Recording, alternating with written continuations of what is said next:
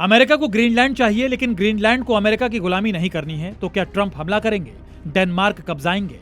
इन बड़े सवालों के बीच यूरोप खुलकर डेनमार्क के पक्ष में आ गया है और वो ईयू संधि के आर्टिकल 42.7 लागू करने पर विचार कर रहा है, जिसमें यह कहा गया है कि अगर कोई सदस्य देश अपने इलाके में हथियारों से हमले का शिकार होता है तो दूसरे सदस्य देशों की यह जिम्मेदारी होगी कि वो अपनी पूरी ताकत से उसकी मदद करें। व्हाइट हाउस में आज ग्रीनलैंड और डेनमार्क के विदेश मंत्री अमेरिकी उपराष्ट्रपति और विदेश मंत्री से मिलने वाले हैं, लेकिन ट्रंप ने इससे पहले ही अपने इरादे फिर से स्पष्ट कर दिए हैं। सोशल मीडिया ट्रूथ पर ट्रंप ने लिखा कि अमेरिका को नेशनल सिक्योरिटी के लिए ग्रीनलैंड की जरूरत है।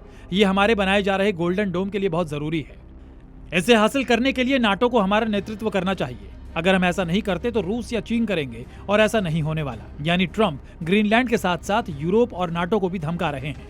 ट्रेन में बैठे लोगों ने शायद ही सोचा होगा कि मौत आसमान से ऐसे बरसेगी। थाईलैंड की राजधानी बैंकॉक में सुबह सुबह ऐसा रेल हादसा हुआ जिसमें रेलवे की कोई गलती नहीं थी। बैंकॉक से 230 किलोमीटर दूर जब ये ट्रेन गुजर रही थी तभी अचानक से ट्रैक पर एक क्रेन गिर गई, जिसके बाद ट्रेन टकरा गई। पहले तो ट्रेन बेपटरी हुई, फिर उसमें आग लग गई। दरअसल यहाँ पर हाई स्पीड कॉरिडोर के लिए रेल ब्रिज का काम चल रहा था, जिसके लिए क्रेन लगाया गया था, लेकिन 65 फीट की ऊंचाई से क्रेन पटरी पर आ गिरी। ड्राइवर को ब्रेक लगाने का भी मौका नहीं मिला। हादसे के कुछ मिनट के बाद रेस्क्यू टीम जरूर मौके पर पहुंची, लेकिन तब तक आग ने तबाही मचा दी थी। बताया जा रहा है कि क्रेन गिरने से जोरदार धमाका भी हुआ। अब इस बात की जांच की जा रही है कि रेल ब्रिज के निर्माण में सुरक्षा नियमों का पालन किया गया था या नहीं। जिस रफाल की ताकत से पाकिस्तान चीन थर थर कांपता है, वो रफाल फिर पाकिस्तान की फेक न्यूज की फैक्ट्री को धुआं धुआं करने आ रहा है।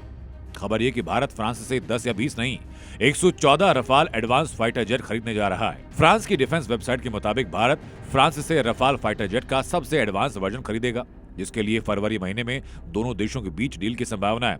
करीब 3.25 लाख करोड़ रुपए में 114 रफाल खरीदने का सौदा होगा, जिनमें से पहले चरण में 90 नए रफाल F4 जेट भारत को मिलेंगे, जबकि भारत के पास मौजूद 36 रफाल को F4 वेरिएंट में अपग्रेड किया जाएगा। दूसरे चरण में 24 रफाल F5 की डिलीवरी होगी, यानी इनका निर्माण फ्रांस में होगा। 16 से 20 फरवरी तक चलने वाले AI इम्पैक्ट समिट में हिस्सा लेने के लिए फ्रांस के राष्ट्रपति मैक्रो भारत आएंगे। इसी दौरान भारत फ्रांस के बीच डील पर साइन होने की उम्मीद है। तेलंगाना सरकार का ये फैसला उन लोगों के लिए बहुत ही बड़ी राहत है जिनके बच्चे उन्हें बुढ़ापे में बेसहारा छोड़ देते हैं, क्योंकि अब उन्हें अपने भरण पोषण के लिए किसी के सामने गिड़गिड़ाना नहीं पड़ेगा, बल्कि वो हक से अपने बच्चों से गुजारा भत्ता ले सकेंगे। जानकारी के मुताबिक बच्चों को अपने माता पिता की देखभाल करना अनिवार्य होगा। अगर वो ऐसा नहीं करते हैं तो उनकी 10% सैलरी काटी जाएगी। ये सैलरी सीधे माता पिता के अकाउंट में ट्रांसफर की जाएगी। अगर बच्चे इससे ना नुकर करते हैं तो उनके खिलाफ कानूनी कार्रवाई की जाएगी। फिलहाल ये फैसला सरकारी कर्मचारियों पर लागू हो, इसके लिए जल्दी एक एक्ट लाया जाएगा।